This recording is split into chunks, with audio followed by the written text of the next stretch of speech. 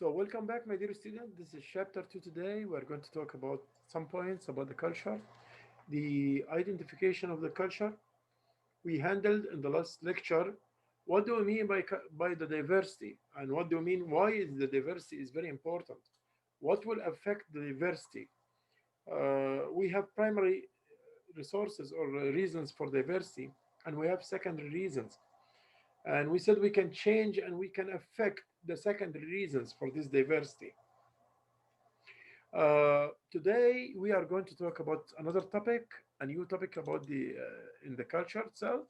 We'll move to another point now, and we'll say what is the definition of culture? What is culture defined as? Culture is totally of learned, socially transmitted behavior. Culture is values, norms, and customs. This is part of the cultures. Language and beliefs, materials, objects, ideas found within a society. Culture is a universal aspect. It's not a local aspect. It's everywhere in the world. Everyone knows the meaning of culture. Like so, you can say as examples of the American culture, of your own back home culture. So you can set this an example. If you are from any place in the world, just say what are the parts of my culture. What are the parts of my culture? So culture, including all those values, norms, beliefs, ideas, even the expressions itself. It goes inside the values, inside the culture. Uh, it is based on the traditions, on what you inherit from your ancestors, customs, what ought to do, what not to do, rituals, as example, religious or whatever, or beliefs, any beliefs. What are the typical American traditions? So we are saying here it's yours back. So if, as long as you are from any country, just think about this question and say to yourself, what are the traditions of my back home culture? Okay.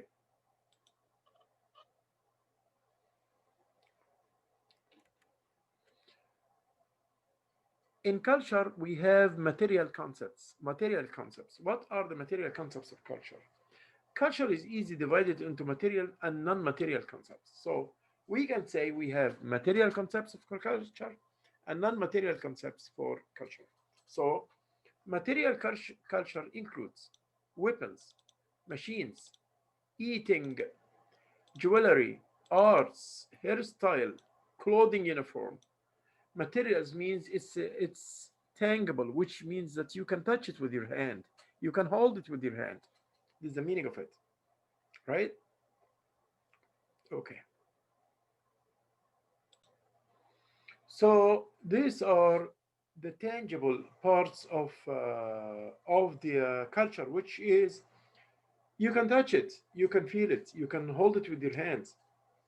Things that like the dress, like what you're dressing, what you so all this is tangible aspects or material aspects of the culture.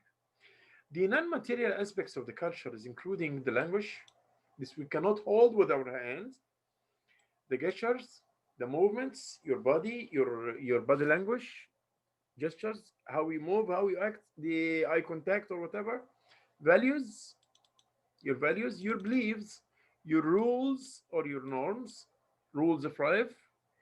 What's your rules in this point? What you do, what you like and what you dislike, philosophies, the ideas and the ways of thinking, customs, governments, and institutions.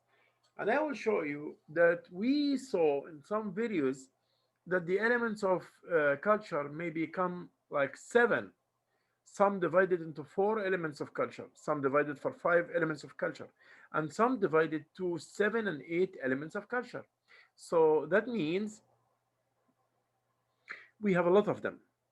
Anything will base and contribute to build the culture will be one of the points, the pillar points, which will, or the basic points, which depends upon. As example, like you see in the United States and in Canada, we have the Thanksgiving. So there will be a Turkish and people will eat and celebrate and the families all come all together. and they celebrate this event. So it is a tradition, so it's a culture, a type of the culture, part of the Canadian and the US culture. Okay, culture, visual makers. Visual makers, they all tell us what our culture values and what our boundaries are in words, in artifacts, clothing style, anything else. So the small kids, when they wear the uniform of the old or the parents, like exactly the same uniform, this is a message to conduct to them that when they grow in the future, they will keep on this habit and it will become a part of their own culture. It will become a part of their own culture. There are also elements of materials and non-material cultures, those things which we talk about. Yes, that is. How about the values? Values, the thoughts, beliefs, attitudes, item, hold, okay, is held by us and we like it and we approve it. Those are all together, we like it and we approve it. So, what is the inculturation? Inculturation, absorbing by growing up it. So, here we go. Inculturation. Like a small kid, he's absorbing the culture, getting the culture from the old people around him, from his mom, from his dad. He's getting the culture. Inculturation means feeding up the kid with culture, as example, getting aware of the culture. Okay, gives us models to be able to answer questions like, how do we do that? How do we behave in this situation? What are the appropriate interaction rules? How do we make sense of the world around? What is right and what is wrong? And all this also is belong to culture. Culture, like we said before, and like I said back, and I will say here in this lecture, culture is learned. We get it. We know it from others. Uh, Shared.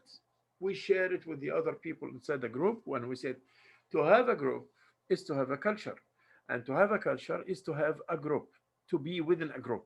So one of the necessities for the culture is to be there must be a group of people all are applying this culture in a specific area or zone. How it is shared, passed down.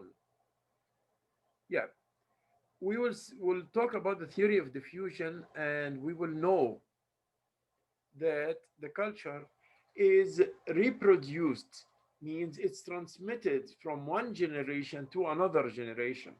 That's how it works. Examples of symbolic elements of culture, like as example, verbal and non-verbal movements or gestures, the way the people moving the head, as example, moving the head like this in back home in Egypt, as example, means yes. Doing like this with the head means in my back home in Egypt, no. But for India, this means yes, or means clear, or means confirming.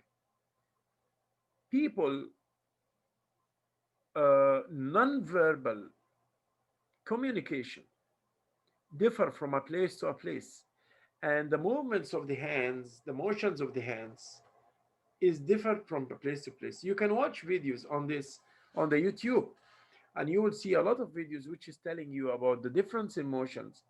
A lot of things when you come to see is totally different between one country and the other in the aspects of the uh, the non-verbal communication, which is a part of the culture because people from the same culture understand it. It's a code of conduct for them. They understand it all together. Okay. Language is the transporter of the culture. This is very nice sentence. Transporter means it carry the language, carry the culture from a person to another person because it's a symbol of communication, the language. So without language, there won't be a culture transfer. How will the culture transfer if there was no language? It's very logic. Okay. Language and culture cannot be separated. They will never be separated. Both of them. They are very important. They are abundant to each other. They are together. Okay. Where there's one, there is the other. That's right. That's true. Language is the primary way people can communicate, and that's true. And the language, like we said, one of the components we are talking about the culture components. So language is the first of the culture components. It's a system of symbols which allows us to communicate abstract through this culture. So language is universal. Everywhere in the world, they have their own languages. Okay. The second thing in the culture, or the main aspect of it, or the main characteristic, it is integrated. Uh, the traits, the beliefs, the tools, the practices, the patterns, set of interrelated traits, custom, all this, all of them are integrated. They don't go by the opposite way. They do not contradict. They do not conflict. They all go in the same way. Okay, and they are interpreted by the persons who are members in this culture. In a way, it may be similar or different than others in another culture. Okay. Core values. What are the core values? As long as we are talking about the culture, then we have to talk about the core values. Keys or central values to a culture. They are the main points of a culture. The main points of a culture. Okay. What are some of our core values in Canada as example? Let us just think about Canada here and let's see what are the core values here. What are the core values of the Canadian culture which we have? I will let you think about this question and we'll come to it back. Dynamic, non static. Culture is changing. Yes, but it's very slow in change. Is it affected? Yes, it's affected. Is more to be affected in a society like Canada, where the variety of people and diversity from all over the world? Yes, that's true. Adaptive, ever changing and evolving. That's what we say. Culture is always changing, but the change of the culture is not very speed up, is not very speedy. No, it's a slow down because it change within generations. It doesn't like change in between day and night. No, no, it change during the economic situations can affect some points of it, or during to other points things can affect the culture in the long but not the short run. In the long but not the short run.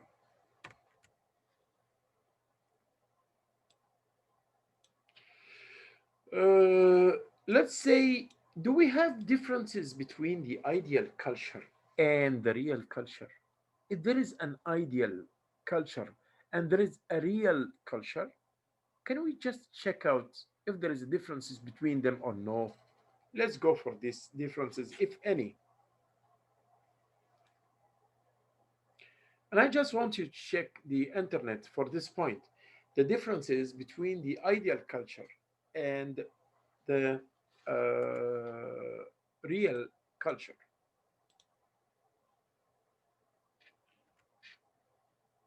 Instrumental, we use instruments of some kinds to evolve and survive. So, is the culture instruments for our survive? Does culture help us to succeed in our life? Does culture help us to grow, to build a good career, to build a good life? What do you think? We use instruments of some kind to evolve and survive. As example, I just want to say what is the meaning of the word instrument? What does the word instrument mean? So wearing coats as example in winter, so we can hunt, okay, or just survive. Use vehicles. This is another instrument. We're using vehicles for getting around, for just going here or there. Okay. using a stove to cook our food, or refrigerator for keeping the things cold. So all those things, all these issues are instruments. While we have instruments, then when we talk about the instruments, then we are talking about uh, the culture, right? We are talking about the culture because culture itself is an instrument for a better way of life. Yes, of course, it will be. Look at this. We have three levels of culture. International culture, which is the culture which is globally accepted everywhere. Um, Honest, an example. To be honest, to be truly guy, to be this, all those are international culture because it's widely accepted. No one in any place in the world will argue or debate that killing person is good or lying is good or stealing person's money is good. So it's a globally accepted norms. National culture that will make a discrimination or make a unique culture for each group of people. As example, within one country now, let's say within one country, so a national culture will make groups or classify stratas people into groups, and each group will have their own specific unique culture. How about the subculture? What do we mean by the subculture? Subculture patterns associated with subgroups in the same country. You will tell me like what? Like the indigenous, as example here. The indigenous, they have their own, the Indians, they have their own culture and they have their own way. How about subcultures? Can you see also subcultures here in Canada? Yes, of course. Every nation, they having their own culture. So uh, those are, if we say the whole Canadian community is a whole. Then inside the whole Canadian community, it's divided into sub-communities. Like as example, Indians, Pakistanis, Chinese, Middle Easterns, all those. So we can say those are subgroups, and those subgroups, each of them is having her unique culture. So this is why we're saying we have also subcultures. Within the culture itself, we have subcultures as well. Ethnocentrism. Ethnocentrism. So what do we mean by ethnocentrism? Refer to the tendency to view one's own culture as the norm. Tendency to assume one's culture is superior to others. I'm asking a question, if this is ugly words, or is it a beautiful word? If that means a good thing or a bad thing. This is the point. A particular culture does not represent universal truth.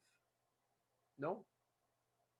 Who said you cannot impose one culture for the whole world? You cannot do that. You cannot do that. Ethnocentrism becomes a problem when we expect others to become like us. It's a matter like now, you cannot expect that the whole people will love the same game. All of us will love the same football, or all of us will wear the same dress. Uh, Everyone will wear the Arab dress. No, everyone will wear the Japanese kimono.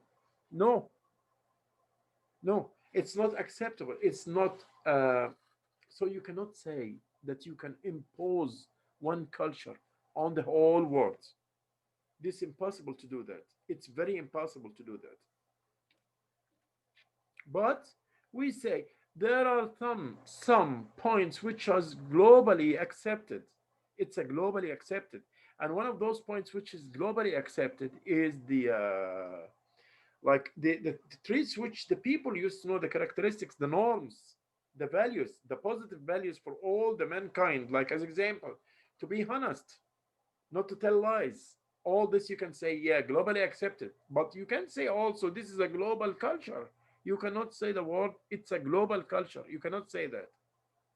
Though there are tendencies to have a global culture in the world and to imagine there is only one world, one place, one culture for all the people, as this will reduce, but it's just a dreaming, as this will reduce the conflict and the wars and the shutdowns and everything in the world, and struggles everywhere and civil wars everywhere. Okay. Ethnocentrism. Example, North America, who think citizens of another country are barbarians because they like to attend bullfights. This is an example. Now we will move into another definition of the culture, which is called cultural relativism. So, what do we mean by the culture relativism? The view that behavior in other countries or other cultures should not be judged or evaluated by the standards of another. Okay, don't take my eyes and look with my eyes. No, everyone is having specific characteristics. Everyone is having his own culture. So don't estimate my culture based on the norms of your culture. Do you think we operate fully under this notion? Why or not? I'm just asking you. I'm just asking you. If you live in the Gulf area, as example, there they have the culture, the conservative culture. So if you live in some places in the world, they prefer men than women. They put the priority, they rank the men number one and women number two. Some places. Some places there is equity in treating men and women all alike. Some places no. You will take this norm, the norm of North America, and apply it in Saudi Arabia's example? No, it won't work. Some say this can be dangerous. Of course, Nazi Germany, Rwanda, all this. Who we who are we to say this was wrong? This would be an altruistic culture relativism example. So, based on your knowledge, don't judge all the people as they have to be you. No, this is what we say relativism. So don't judge others based on your own norms. Everyone is having a specific place, a specific area, a free zone of beliefs and values and norms which differ than others. What happens to a universal sense of morality if we say morals are based on culture and we look at culture solely through the lens of cultural relativism? Of course, I'm just asking you this question. What are you expecting? What will happen? Like we say, don't see the others from your own eyes only. Don't think that the others will look with your own eyes. Every culture is having its own specifics. This is the meaning of the word. A cultural item that exists in all cultures, past and present. Those are the universal, the cultural universal. This is another point. This is the cultural universal. Cultural item that exists in all cultures. Things which are common in all the cultures. Items like religion, language, are found in every culture. They are examples of cultures universal. So those are like the religion is a cultural universal, right? The Muslim in Pakistan is like the Muslim in India, is like the Muslim in Egypt, is like the Muslim of Saudi Arabia. The Christian in New York is the same Christian as in Italy. So this is universal culture, universal one. Okay, okay. Let's go to the next point. What do we mean by the cultural diffusions. It differs to the process by which a culture items can spread from a group to another group or society to another society. So this is what we mean by the cultural diffusion. How it will spread from one society to another society. Cultures learn from one another. Yeah, that's true. Culture spread in the long run, we take from the cultures of other countries. There are a lot of examples. As example, people who are working back home, who are working in Saudi Arabia, and go back to my back home, then some words we learn from them. Some things we learn from them. Other people who lived in the urban areas and they go back home to villages, they are more civil or more civilized. They have their own new style or pattern of life. So it differs from a village to a city. Same thing. Culture learn more one another can occur through a variety of means, as example, exploration, military conquest, missionary work, etc. So we can learn about the cultures of the other people. When people are mixed in one place, then they will learn about the cultures of the others. And this is the point which we want to talk about. When groups make contact with one another, they most often exchange non-material culture. And this is another point that we exchange the non-material culture when we work. Like as example in Canada here, diversity of the people and the different kinds of people from different races and different places will generate in the future a new culture. The food of India, like the roti, and the food of the Mexican food and the Caribbean cuisine, all those will be mixed together in the future, and there will be a Canadian culture for food, as example. Not only the pizza and hamburger and this and that. So this also comes to be a part of the culture. So it comes by the mixture, the contact of people all together in one place, especially when there's the diversity. When there's diversity from the people, then it comes like this point. So that's what I want to say, that the diversity is the one who will create the diffusion of the culture from one society to another society. The mixture of the people mixing all the people all together in one place. So this will help in the transfer of the culture from one culture to another. Take a look at Canada's example. That's what I'm telling you. In the future, I'm expecting there will be a new cultures based on this what's happening today.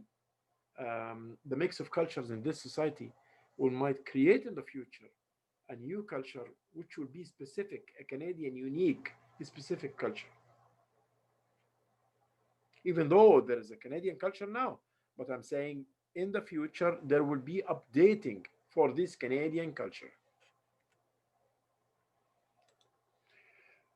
What is the meaning of the acculturation? Okay, exchange of cultures traits elements when two cultures groups remain in close contact.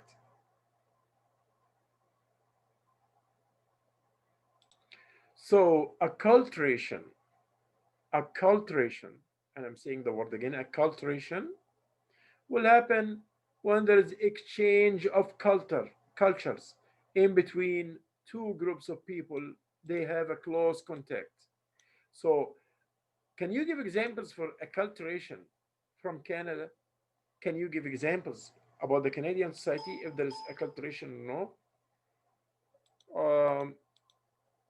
I will let you just think about this and write your answers down, and we will meet the next week. Thank you so much. Have a great night. Bye bye.